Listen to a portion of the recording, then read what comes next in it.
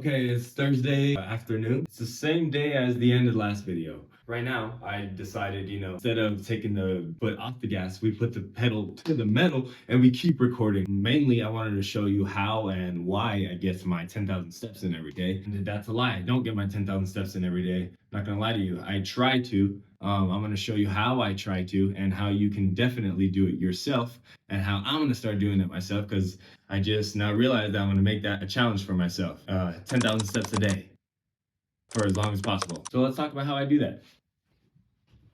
This right here is how I do it. This is a treadmill that I use in conjunction with my standing desk, which is this right here. Boom. Okay, yeah, well, this is the standing desk that I put the treadmill under. You'll see, I'll cut to that right now. Damn it. If I could set this down. And boom, just like that, easy. We set up the treadmill under the under the desk. Another thing is those wires right there. Bought this thing right here to put my cables in. So I'm gonna be drilling that in.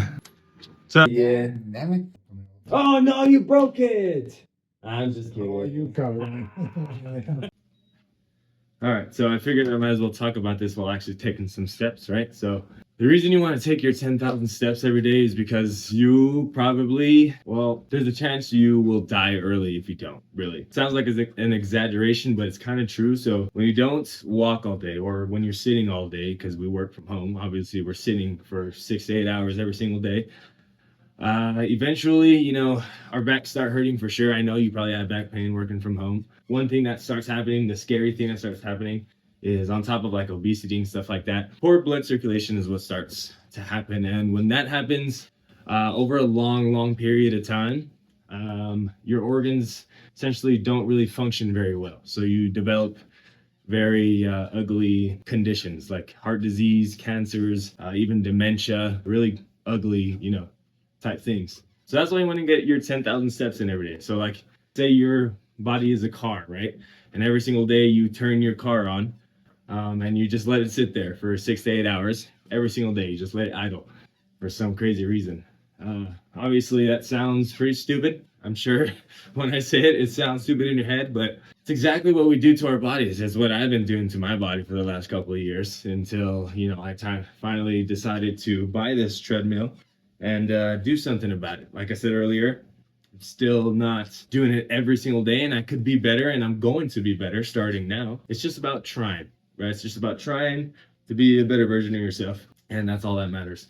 But you want these 10,000 steps so that you can live longer, stop shaving, years off of your life, because that's really is what you're doing. Because when you're letting your car idle all day and you just let it freaking sit there, eventually there's going to be some issues. Let's go back to that car analogy. Let's say, you let your car sit there and idle for 20 years, let's say, because that's essentially what we'll be doing, at least sitting from home.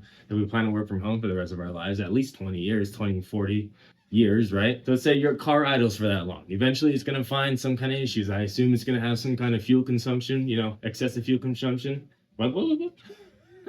Maybe carbon buildup, probably some damage to the battery for sure. Like in your, maybe your brain, you can connect that to your brain in the body. Sitting a lot, affects the mental as well. I'm sure ever since you started working from home, you probably felt a little shift in the mental, right? Have a couple more days out of the year where you're just like, I'm just not feeling it. I know I've had some of those days ever since I started working from home. It just happens. It's what comes with sitting inside all day, especially when you don't have an office with a window, at least, which I didn't until literally a month ago, or not even a month ago. It's been like a week. It's been like a week since I've had even a window. I was in this other little loft area where next to my stairs, and actually, let me show you. Boom, this is it. If you happen to watch one of my first 2 videos, those were recorded right here in this small little space next to the stairs. And now we're in here. So now we got a window. Yeah, we got this cool view of the mountains, which is pretty cool, obviously, because I just said it's cool. So must be cool, right? All right, cool. Get back to our steps. Yeah, don't do that if you're not experienced. I've been doing this a while. So yeah, 10,000 steps every day. Make sure you get them. And how you're going to get them, at least how I plan on getting them, is And again, this plan sounds good in my head. Am I going to do it every single day? I'm going to try, and I'm going to try my hardest. And if I don't, call me out in the comments. That'll be funny. But the way I'm going to try and do this is every single day, at the end of the day, I'm going to set my treadmill up under my desk. So I'm going to leave my desk up, leave my treadmill under, so that when I wake up in the morning and come to my desk, first thing in the morning, I'm going to be forced to start my day with some steps, which, like I said, sounds really, really good. Sounds good when you say it, but when the morning comes and you have to walk first thing, you see the treadmill, it's like, dang, that's going to suck. That's all I know. It's probably going to suck, but I'm going to suck it up and I'm going to do it, and it's going to be good. And I'm going to walk for at least 20 to 30 minutes. Every 30 minutes, you should get at least around 3,000 steps. 2,500 to 3,000 steps. I go at 1.6 miles per hour. I believe the last time I saw the calculation, it was like 1.5 miles per hour every 30 minutes gets you around 2,500, 3,000 steps. All I'm going to do is I'll probably buy like some kind of Fitbit or watch or something to keep track of my steps, or maybe just keep my phone in my pocket. In order to keep track with your phone, you got to keep it in your pocket so that it's, keeps track of the motion. That's why I got to go that route, because if I'm working, my hands are just going to be here, and I don't know if an Apple Watch would track my steps while doing that. So I don't know. We'll see. Let me know if you know the answer to that. Yeah, back to the plan. In the morning, we're going to walk for 30 minutes. That means we're going to get at least 3,000 steps in. Who knows? Maybe I'll go for longer. Sometimes I have walked for like an hour, and all of a sudden I have 6,000 steps in. And, that's a fast hour. It goes fast when you lock into a project and you just start going. So maybe I'll do that, but let's just go with, 30-minute increments to be safe. So in the morning, 3,000 steps, and then I'll probably get off and then go eat some breakfast at around like 10:30. After breakfast, probably get another 30 minutes in, 30 minutes to 45 minutes in, just to, get the food down. That's a great way to get your food down, and, the stuff working, the digestive system, right? All of a sudden, if I do 2 30-minute cycles, I'm already at 6,000 steps. I do one more cycle, I'm at 9. But really, what I can do is, usually, I go down to work out down at the clubhouse that my condo is built. I'll walk down there, and that'll be a good 1,000 steps at least. It's pretty far, kind of, down the street. So all of a sudden with that, I'm at 7,000. And then, just the steps that I get walking around the house, and especially chasing my son around, because that boy loves to run around. All those steps combined, all of a sudden I'm at 10K plus, for sure. As long as I get those 2 cycles in of 30 minutes at least during the workday. And yeah, that's my plan, to be the fittest guy on earth with 10,000 steps. I'm going to leave a link to the treadmill if you want to check that out in the description, as well as the standing desk. I highly recommend getting at least the standing desk so that you can at least stand up. If you don't want to walk, that's cool, I guess. I recommend it, but at least stand up, because standing up is 10 times better, 100 million times better than sitting down all day. So just try and stand as much as you sit, or stand twice as much as you sit is even better if you want to do that, if you don't want to walk. But definitely recommend the treadmill as well. All right, so I figured while I get some of this stuff done, I might as well give you this story on kind of my background, my career up until now, because why not? Out of high school. Let's start out of high school. Okay, so first of all, I'm 23, and out of high school, I started as an electrician with my dad. So I was really doing anything that I thought I could make money with at the time. Like, I was really just looking for any type of direction at the time, right? So my dad did electrical work.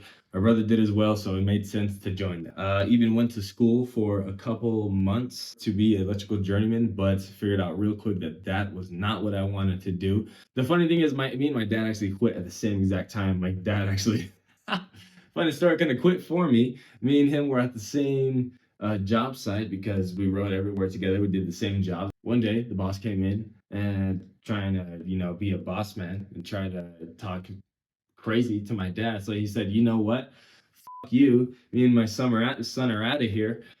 So we got our stuff, left, and he was like, you okay with quitting? And I said, hell yeah. So we got our stuff and we left, just like that. And it was funny because my dad made me drive, and the whole drive home, he proceeded to, delete every single call from the company that he's ever gotten, which is funny. So overall, I worked in electrical and really didn't like it. Knew that construction wasn't for me. So what did I do? I went to a masonry company. And this was really just because I was looking to get out of electrical. And at this point, my dad quit for me. So I really had no choice. I needed to find a job. So I worked with my father-in-law. He got me a job at his company. Worked there for, I think, a little under a year. Definitely decided that that wasn't for me. That was even harder than the electrical job. I would have rather stayed at the electrical job, if I'm being completely honest. I didn't like that job. It was actually very unsafe. So I decided that it's time for me to move out of this construction type stuff. I just felt like that wasn't my calling, and I felt like I should be doing something else. So while looking into sales, I found a company called Slingshot, and I sold pest control and lawn care services there. And that job honestly sucked. I didn't like it, but it was my first sales job, and it was a good first stepping stone. And eventually I landed a job at a company called MarketStar. MarketStar essentially has different programs, and I was first on the Pinterest program. So I was selling ads for Pinterest, essentially reaching out to agencies so that I can get their clients on the Pinterest ad platform. That came with its own process. If I went into that detail, we'd be here all day. I did the same exact thing on the Reddit platform when the Pinterest platform cut our contract, even though we were breaking records. So I have a personal vendetta against Pinterest, actually. Did the same thing at Reddit, but the pay at Reddit was terrible. They kept our bonuses, and then went to a company called Local IQ, which I'm at right now. And I manage social campaigns here, right? So I'm not really in the sales type of role, more of an account manager type of role. Essentially, I manage, budgets, do some quick optimizations, change out creative, really just manage social campaigns. Really any type of platform you could think of, I've probably worked on it. As you saw the last video, and if you haven't, you should go see the last video. I got a new job that we're really excited about, and that's gonna set us up for the future. So we have a lot of fun, exciting moments to come. But yeah, that's kind of my quick breakdown of my career up until now. And yeah, it feels like, honestly, it feels like I made a lot of progress in the last 4 years, but it also felt like a long time. I have big goals that sometimes just feel like they're so big that I can't reach them. But I don't know, man. I started this journey when I was about 19, and I'm 23 now, and we're in a good spot. So I can't wait to see where I'm at when I turn 30, when I turn 27. Can't wait to see where I'm at in a year. Like, we got a lot coming, and I'm very excited. And if I can say anything, it's just keep on working, guys. Just keep on freaking pushing, keep on moving up. Make yourself available for support, make yourself available for help, feedback. Don't be upset when somebody tells you that something you did wasn't good, or if it sucked, or whatever it may be. As long as they're giving you a way to do it better, take that feedback, listen to it, freaking study it, and get better, right? Get better for the next time. And just make sure that you know that there's always another opportunity out there if you happen to, miss out on one. And now I'm just really trying to blurt out some random stuff, but really, I guess, honestly, the only thing that got me here was being able to talk to people and being able to build relationships, the right relationships that got me to where I'm at right now. Because my ability to simply have conversations and build relationships has granted me an opportunity everywhere I've gone to keep advancing, right? And that's just because I've put myself out there, and I put myself in the position to succeed and find that luck. Success really has a certain degree of luck, but it's about putting yourself in the right positions to find that luck. Because if you're sitting at home all day, which I do sit at home all day all the time, but I'm working and I'm putting myself in positions. So if you're sitting at home all day and not doing anything, like just sitting there watching TV and not being productive, you're not going to get anywhere. You can't expect to find gold if you're freaking not digging for it, right? Like, that doesn't even make sense. Why would you think that you're going to get rich if you're not doing anything? So you got to just constantly put yourself in the right place to find those opportunities where you might strike gold, where you're going to get that opportunity that all of a sudden you're where you want to be. Dude, a month ago, I was struggling and just confused and scared about how I was even going to pay rent, right? And now all of a sudden I have a job that's going to take care of me and my family for as long as I can think. Like, it's gonna be a good time, and it's all about just keep on going. And you never know when that opportunity is gonna come, but You don't have to have any specific skill set. You don't have to have, I don't know what, like everybody says everybody has a master skill that they're the best at, or maybe not the best at, but really good at. And I've always tried to find some crazy, like wondrous magical skill that I have. It comes down to the fact that I'm just good at talking to people sometimes. I'm good at building relationships, and I'm good at I don't even know yet. That's the thing. I don't even really understand it yet. I'm 23. I'm still trying to figure myself out in a way. It's complicated, but I feel like I've, like I said, put myself in enough good spots and avoided enough bad spots and bad things in life to put myself in a good spot. You know, wise words from Gio. So I don't know. I don't even know if any of this is gonna make it in. I feel like I've been blabbing off this whole time. Don't even make sense, but we'll see.